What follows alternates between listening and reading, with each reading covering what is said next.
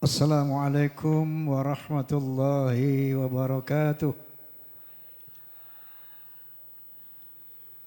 Bismillahirrahmanirrahim. Alhamdulillahilladzi hadan nasa ila hayatin tayyibatin fid dunya wal akhirati bisyari'atil Islam.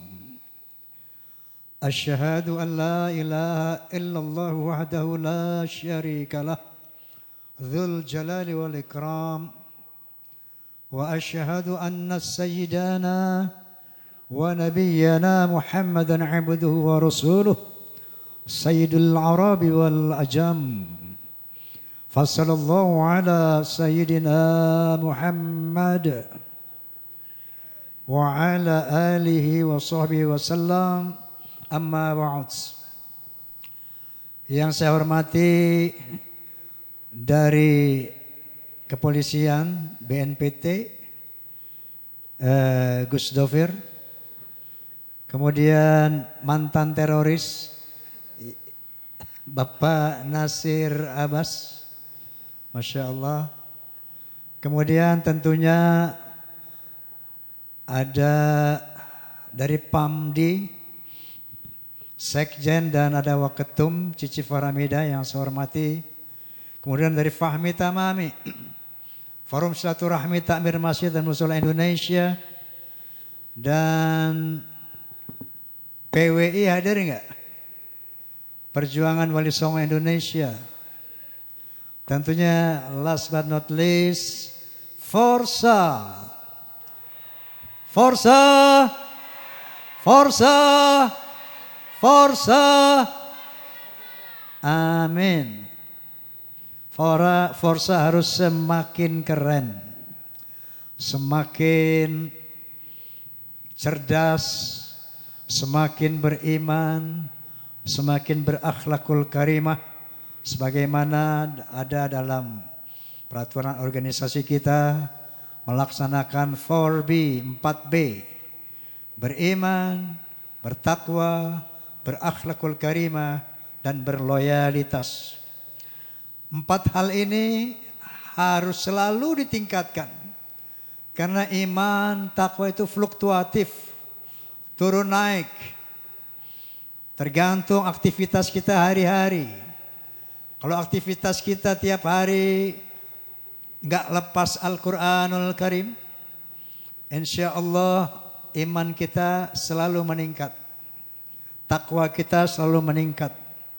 Kalau pergaulan kita, komunitas kita, orang-orang yang baik, insya Allah akhlak kita meningkat. Oleh karena itu iman dan akhlak harus senantiasa dipelihara, bahkan ditingkatkan. Salah satu komunitas yang insya Allah, yang Allah izinkan bisa meningkatkan iman, takwa, dan akhlak kalimah, insya Allah di dalam Forza. Amin. Forza. Kenapa hal itu harus kita lakukan? Kullu nafsin dha'iqatul maut. Setiap kita pasti mati. Anak-anak Forza, anggota Forza sudah banyak, puluhan, mungkin ratusan yang mendahului kita. Itulah harus kita orientasikan hidup ini. Wa bataghi fima ataqallahu darul akhirah wa la tansa nasibaka minad dunya. Capailah dengan apa yang aku berikan kepada kamu, negeri akhirat. Tapi wala tansa nasibaka minad dunya. Namun jangan kamu lupakan nasibmu di dunia. Jadi priority akhirat. Kemudian secondary dunia. Kenapa demikian?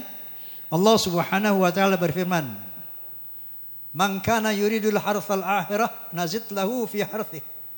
Wa man kana yuridul harthad dunya nu'tihi minha wa ma lahu fil akhirati min nasib." Shadaqallahul azim. Barang siapa yang bertanam ladang akhirat, Allah akan menambahkan kepadanya ladang dunia.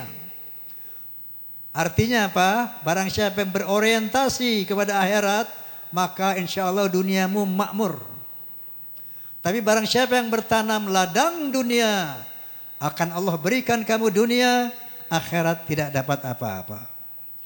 Nah inilah yang harus kita laksanakan, amalkan di dalam berkomunitas, berorganisasi, sehingga organisasi kita not just for fun only, tidak sekedar untuk hura-hura, tapi di komunitas Forsa ini kita bisa meraih hal-hal yang diperintahkan Allah Subhanahu wa taala, fid dunya hasanah wa fil akhirati hasanah. Amin. Tadi uraian dari BNPT Densus 88, beda ya? Tapi satu rumah ya? Beda rumah? Yang kontrakan yang mana? Oh beda rumah, oke. Tapi di bawah kepolisian kan? Beda. Oh saya pikir di bawah kepolisian bukan? Oh enggak itu. Oke. Tadi dari Densus 88 telah memberikan penjelasan bahwa sampai saat ini masih ada kelompok-kelompok radikal, bahkan teroris.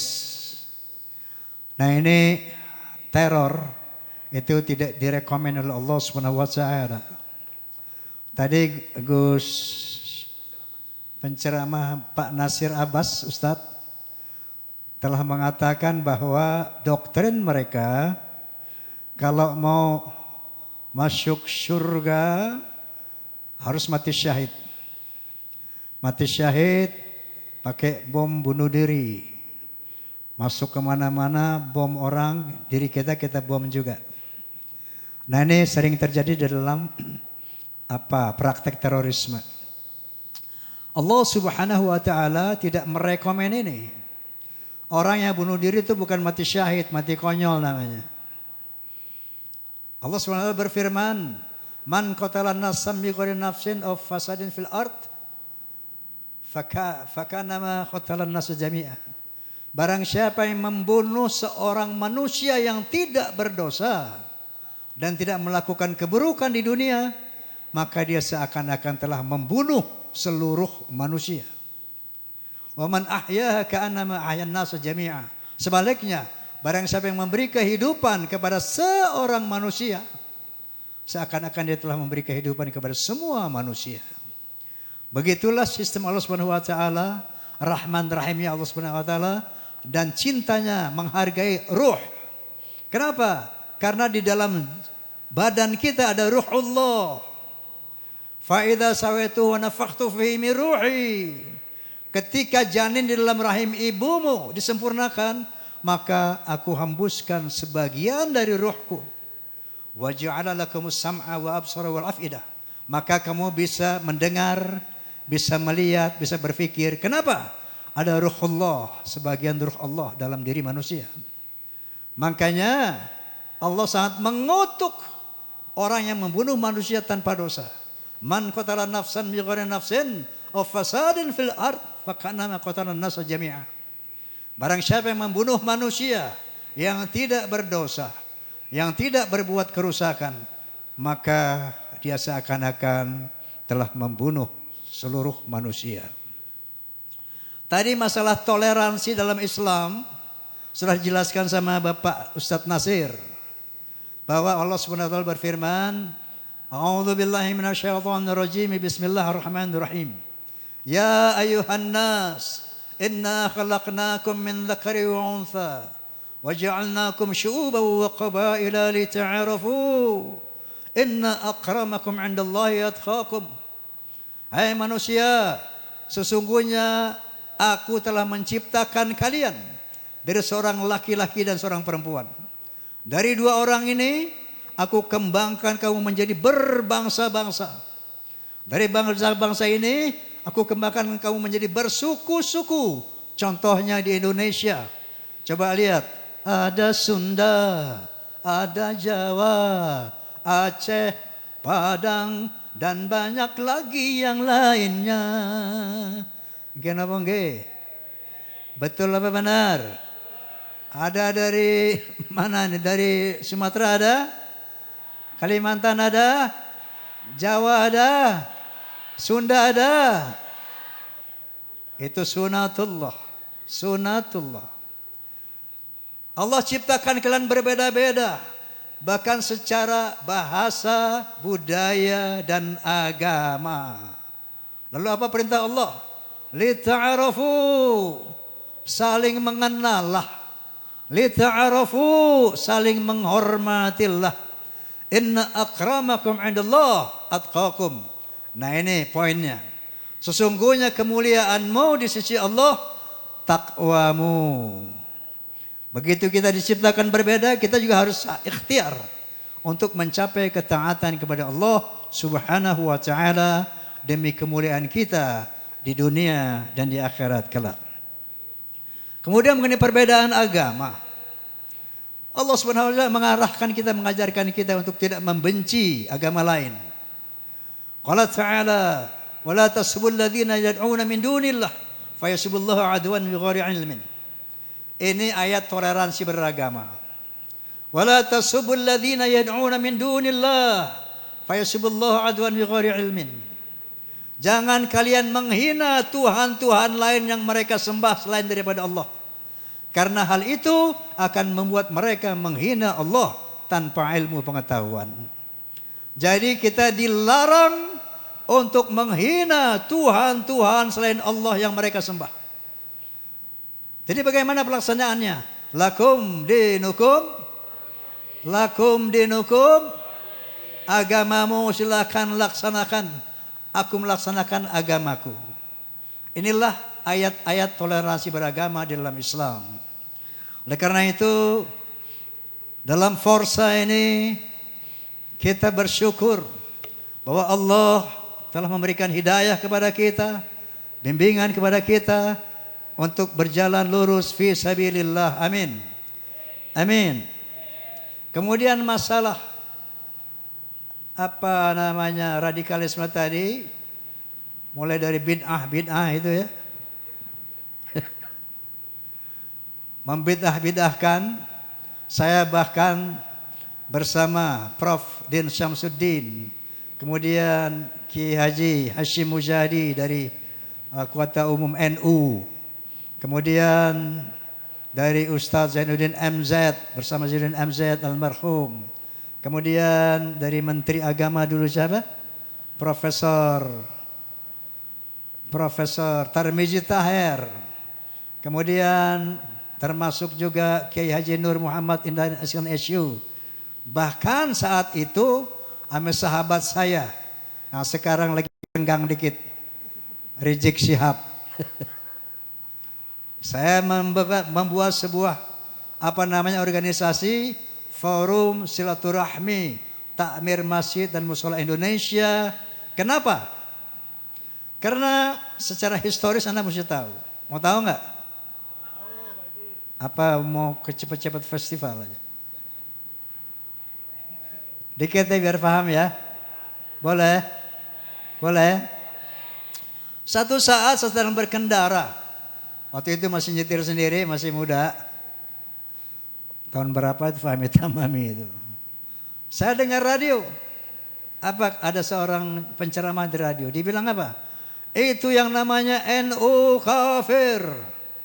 Muhammadiyah kafir. Bahkan Wali Songo yang mengislamkan Indonesia kafir. Masya Allah, saya bilang ini agama apa ini? Nah disitulah mulai saya tahu bahwa ada radikalisme Islam. Mereka mengkafir-kafirkan dengan mengatakan kullu bid'atin dhalalah wa kullu dhalalatin finnar. Setiap pembaharuan, setiap hal yang baru yang tidak dilakukan Nabi itu bid'ah. Dan semua bid'ah sesat dan semua kesesatan fi neraka. Saya jelaskan ada satu hadis yang berbunyi gini. Ini jadi majelis ta'lim ini. Jadi tabligh akbar bukan festival nih. Enggak apa-apa ya? Boleh?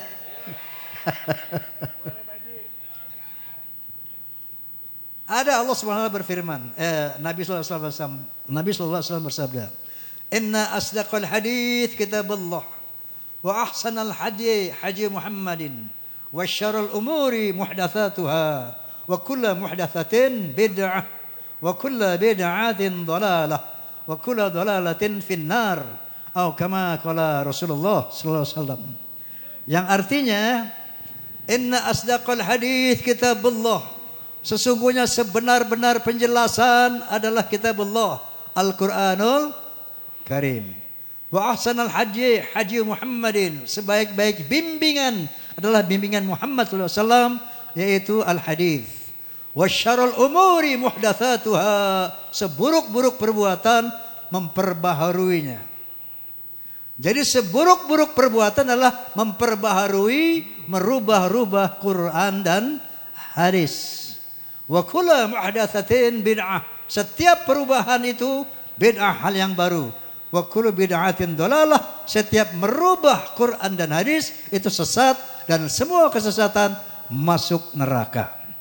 Inilah hadis yang sebenarnya. Sekarang saya mau tanya. Maulid merubah hadis sama Quran enggak? Tahlilan merubah Quran dan hadis enggak?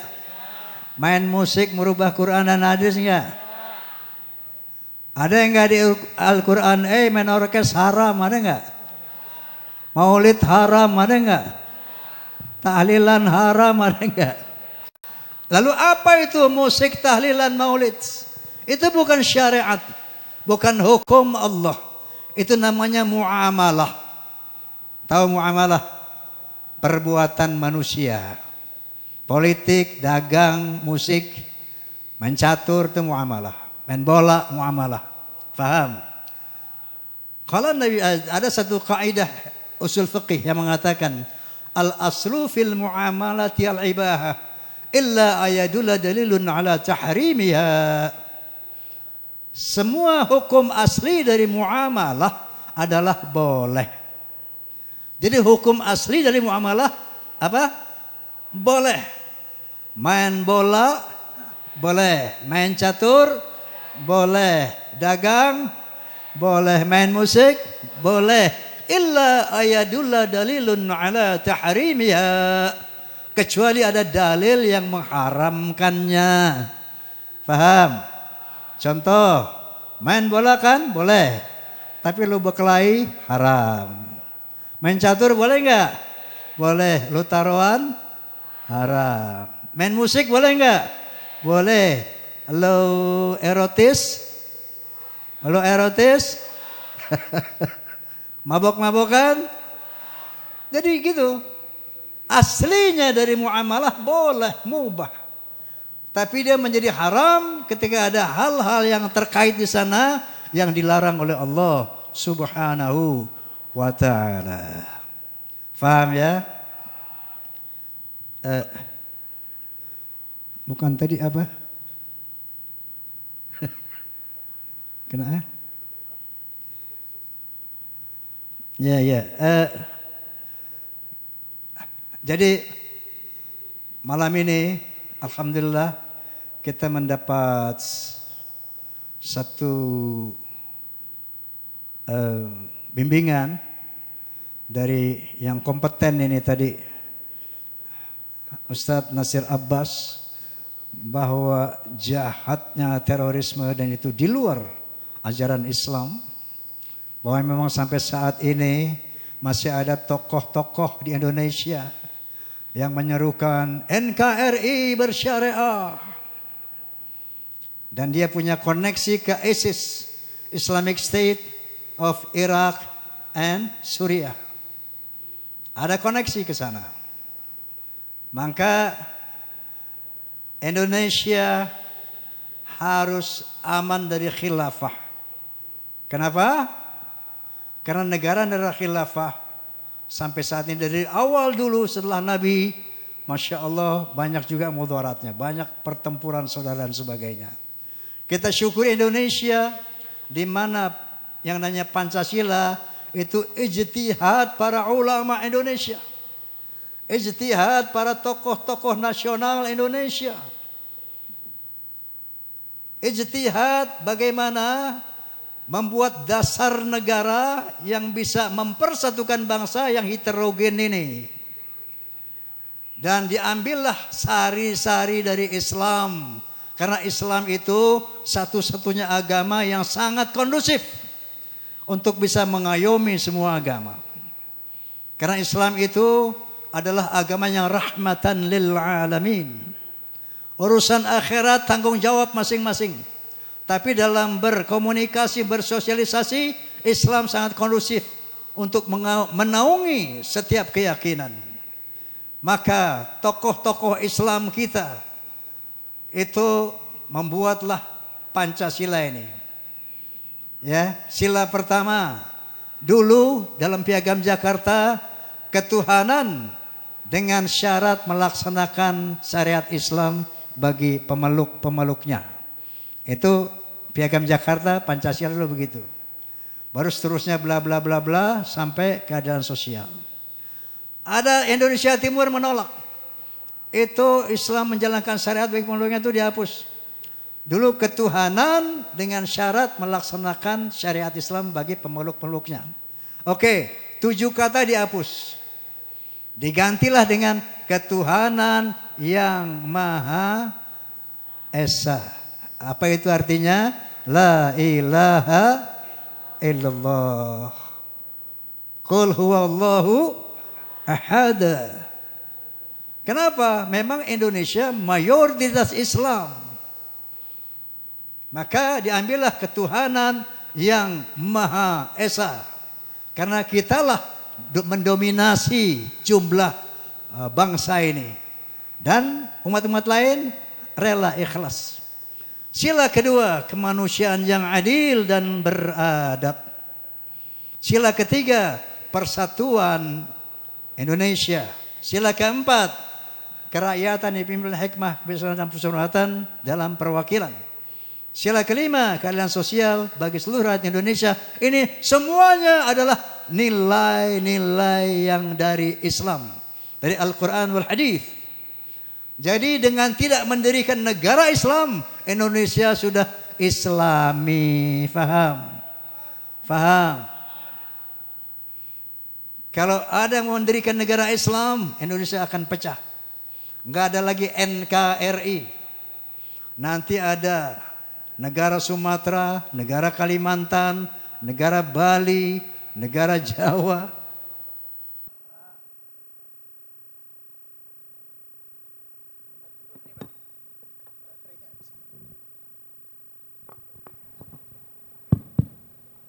Nah jadi kebetulan memang ada organisasi sampai sekarang mau terus memperjuangkan negara khilafah. Kita bukan harus memukul mereka, tapi kita rangkul mereka. Begitu juga yang membid'ah-bid'ahkan, bukan memukul mereka, rangkul mereka. Karena kata Allah Subhanahu wa taala, "Ud'u ila sabili rabbik bil hikmah wal mu'izatil hasanah." Serulah ke jalan Tuhanmu dengan cara yang baik, dengan bijaksana. Bil hikmah itu dengan bijaksana. Bil hikmah itu dengan sains, dengan argumen, dengan ilmu. Yakinkan mereka, kamu tuh salah bro.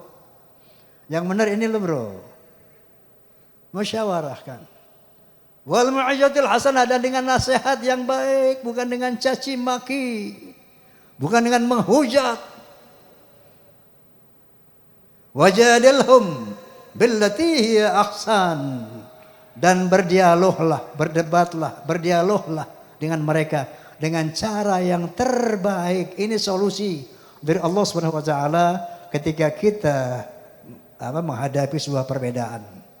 Nah, jadi orang-orang yang membidah-bidahkan, mengkafir-kafirkan, mari kita rangkul, kita ajak dialog. Begitu ya orang-orang yang mau menegakkan khilafah di sini Indonesia, mari kita ajak bicara dengan cara yang baik, dengan argumen. Dan selanjutnya, wa'tasimu bihablillahi jami'an wa la tafarraqu. Dan selanjutnya adalah mari kita rekat ukhuwah Islamiyah, jangan bercerai-berai. Faham? Wahai, ketahuilah sesungguhnya muslim bersaudara, wahai berpeganglah pada tali Allah Ta'ala. Allahu Akbar, Allahu Akbar, Allahumma salli ala Muhammad. Forza, forza, forza. Wallahul muwafiq ila aqwamit thoriq, billahi taufiq wal hidayah. Thumma assalamualaikum warahmatullahi wabarakatuh. Waalaikumsalam warahmatullahi wabarakatuh. Masya Allah, luar biasa. Itu tadi kita jadikan konklusi dalam FGD hari ini. Langsung saja mungkin kita ke sesi berikutnya ya, yaitu pembacaan deklarasi dan pendandatanganan deklarasi. Barangkali nanti dari Ketua Umum Forsa, lalu Sekjen Pamdi dan juga Sekjen Fahmi Tamami boleh ke atas panggung untuk kita membacakan deklarasi dan setelah itu menandatanganinya. Silakan, mungkin dari panitia.